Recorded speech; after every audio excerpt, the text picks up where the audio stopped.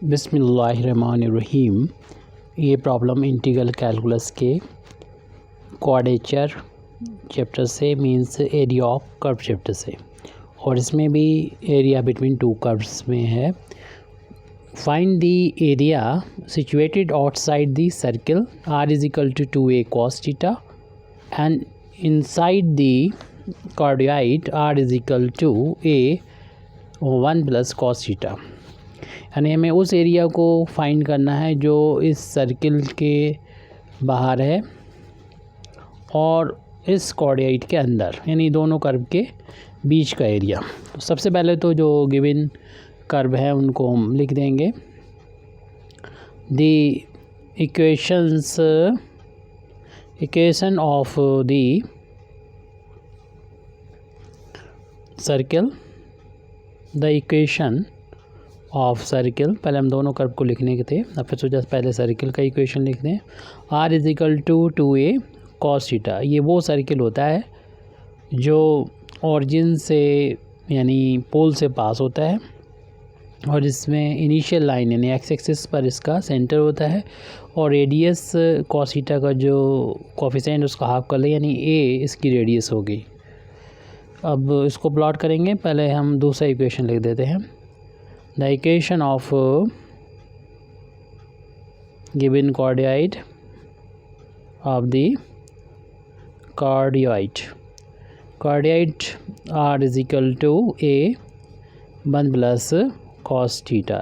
इन दोनों इक्वेशन को लिखने के बाद इनको हम यहाँ पर अगले पेज पर इनको ड्रॉ कर देते हैं। ये बहुत ही फेमस कर्व हैं और हम लोग जानते हैं कि पोलर कोऑर्डिनेट्स r और थीटा में ये दे रखे हैं पोलर कोऑर्डिनेट सिस्टम में।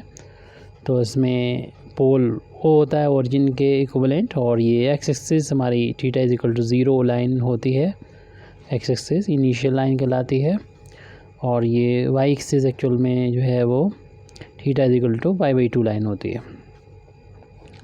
अब यहाँ पर अगर हम सर्किल का को ड्रा करें, जैसे बताया इसकी रेडियस a है, माना कि ये डिस्टेंस a है और ये सर्किल का सेंटर हो जाएगा, और इस सेंटर मानते हुए इसमें a रेडियस का दे के एक सर्किल को यहाँ पर हम ड्रॉ कर दे रहे हैं। तो ये जो डिस्टेंस होगी यानी यहाँ से लेके यहाँ तक वो 2a हो जाएगी। इस पॉइंट को a बोलें तो इसके कोऑर्डिनेट 2a, 0 हो जाएंगे। 0 r, थीटा को डिनोट कर रहा है, थीटा 0 एंगल है यहाँ पर। और दूसरा इक्वेशन तो ये कार्डियोइड का है और कार्डियोइड हम लोगों को बहुत अच्छी तरीके से पता है कैसे प्लॉट किया जाता है।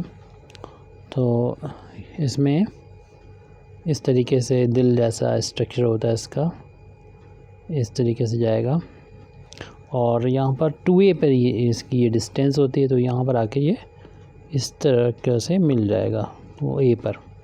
और जैसा ऊपर बने, क्योंकि सिमेट्रिकल होते हैं दोनों कर सर्किल भी और ये कार्डियोइड भी, जैसे ऊपर बना है ऐसे इसको नीचे भी बनाना होगा।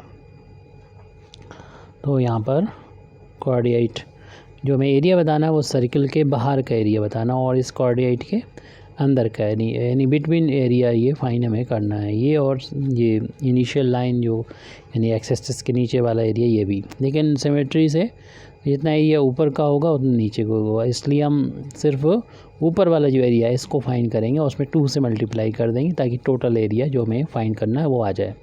तो इस एरिया को फाइंड करने के लिए इसका नाम कुछ डाल देते हैं, माना a पॉइंट ये डल चुका है, इसमें बीच में कोई पॉइंट b ले लेते हैं b, और यहाँ पर c, a b c o। तो इस इनिशियल लाइन के ऊपर का मीन्स एक्स एक्सिस के ऊपर का और इस कर्व के नीचे के एरिया में से अगर माइनस कर देंगे इस ये सेमी सर्किल का एरिया अगर माइनस कर देंगे जिसका नाम है ओ ए, इस पॉइंट को अगर हम डी कह दें ओ ए डी ओ, इस वाले एरिया को माइनस कर देंगे तो ये जो एरिया दिख रहा है वो आ जाएगा टोटल। यानी इस लाइन जो इनिशियल लाइन है यानी एक्स एक्सिस है इसके ऊपर के एरिया में से इस कर्व के एरिया के नीचे इस कर्व के नीचे के एरिया और इस इनिशियल लाइन के ऊपर टोटल एरिया में से इस सेमी सर्किल के एरिया को माइनस कर देंगे तो ये रिक्वायर्ड एरिया आ जाएगा। इसमें 2 से मल्टीप्लाई करेंगे तो ये आ जाएगा।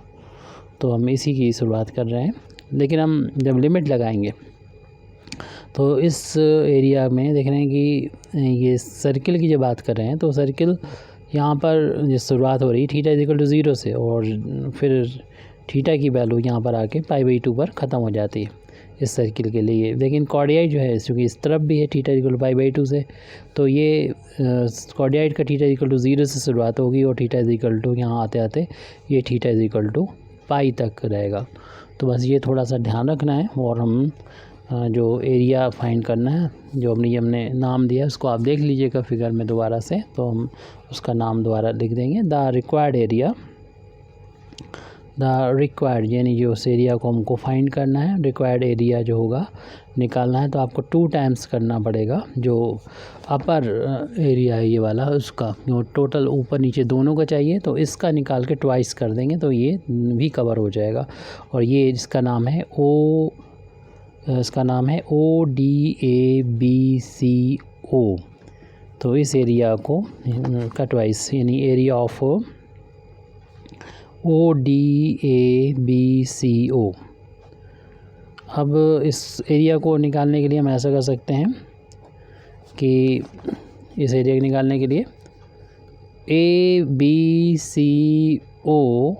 A में से माइनस कर देंगे, यानी OABCO में से माइनस कर देंगे OADO, ये सेमी सर्किल। तो इसी को यहाँ पर लिख देते हैं, यानी एरिया ऑफ OA, फिगर देख लीजिएगा अभी जैसे बताया था, ABCOA में से माइनस कर देंगे एरिया ऑफ OADOA। अब ये एरिया कैसे निकाला जाए, तो हमें पता होना चाहिए कि पोलर कोऑर्डिनेट सिस्टम में कर्व का इक्वेशन जब दे रखा होता है तो एरिया के लिए फार्मूला क्या होता है। सिंपल सा फार्मूला होता है 1/2 और r² d थीटा, ये एरिया का फार्मूला होता है। तो इसमें अगर हम चूँकि OABCOA का एरिया निकालना चाहते हैं, OABCO, तो ये जो है थीटा इक्वल टू 0 और थीटा इक्वल टू π, इनके बीच का गिरा इस कर्व जो कि है कॉर्डियाइट उसका है। और कॉर्डियाइट इक्वेशन नंबर सेकंड से डिनोट है तो यहाँ पर 2 लिख देंगे, यानी r की वैल्यू में इक्वेशन नंबर 2 से लिखना है, लेकिन थीटा इक्वल टू 0 से यहाँ पर थीटा इक्वल टू π तक चेंज हो रहा है। और उसके बाद माइनस का साइन है वो लगाएंगे, और ये एरिया जो है OADOA, तो ये OADO एरिया ये सर्किल के नीचे का एरिया है ये वाला, और इस इनिशियल लाइन के ऊपर जो कि थीटा इक्वल टू 0 से थीटा इक्वल टू π/2 तक ही यहाँ पर थीटा इक्वल टू π/2 लाइन होती है, यहाँ तक लाई कर रहा है। तो लिमिट इसकी फार्मूला तो वही रहेगा 1/2 r² d थीटा, लेकिन r की वैल्यू में इक्वेशन नंबर अब 1 से रखना होगी और थीटा की वैल्यू भी यहाँ पर 0 से ओनली π/2 तक होगी। अब इक्वेशन नंबर 1 और 2 से r की वैल्यू यहाँ पर पुट करेंगे और 1/2 को यहाँ से बाहर ले लेंगे, दोनों ही टर्म में से 1/2 आ रहा कॉमन। तो रिक्वायर्ड एरिया इसको कि कुल चल रही है ये वैल्यू, अगली स्टेप में लिख रहे हैं। हमने बोला था 1/2 को बाहर लेने का, तो वो लिख देंगे। और साथ में एक काम करेंगे कि यहाँ पर r की वैल्यू जो इक्वेशन नंबर 2 से रखना है वो रख देंगे। r की वैल्यू इक्वेशन नंबर 2 से है A1 प्लस का cos थीटा, लेकिन इसका हमें करना है whole of square d theta. फिर माइनस का साइन है, 1/2 तो बाहर हो चुका है, लिमिट इसकी 0 से π/2 है, और उसमें भी r का स्क्वायर और r की वैल्यू इक्वेशन नंबर 1 से रखना है 2A cos थीटा, और इसका कर देना है square d theta. Bracket close करके हमें अब इंटीग्रेशन यहाँ पर कंप्लीट करना होगा। तो 2 से 2 ये कैंसिल हो जाएगा, तो हमारे पास इस ब्रैकेट लगाने की कोई ज़रूरत नहीं है। तो integration from theta equal to 0 to π, और होल ऑफ स्क्वायर करेंगे तो a का भी स्क्वायर हो जाएगा और 1 प्लस cos थीटा का भी होल ऑफ स्क्वायर हो जाएगा, राइट। फिर अगला टर्म माइनस के बाद में 0 to π/2, उसका होल ऑफ स्क्वायर करेंगे, 2 का स्क्वायर 4, a का स्क्वायर a स्क्वायर और cos का cos square theta d theta हो जाएगा। a स्क्वायर इंटू में है, कांस्टेंट है, तो इसे इंटीग्रेशन के साइन से हम बाहर ले लेंगे। लिमिट 0 to π, और यहाँ पर इसका होल ऑफ स्क्वायर करेंगे तो ये आ जाएगा 1 का स्क्वायर प्लस cos का square plus 2 into cos theta हो जाएगा d theta. Minus 4a square यहाँ से बाहर ले लेंगे और लिमिट 0 to π/2, और ये वैल्यू हो जाएगी cos square theta d theta.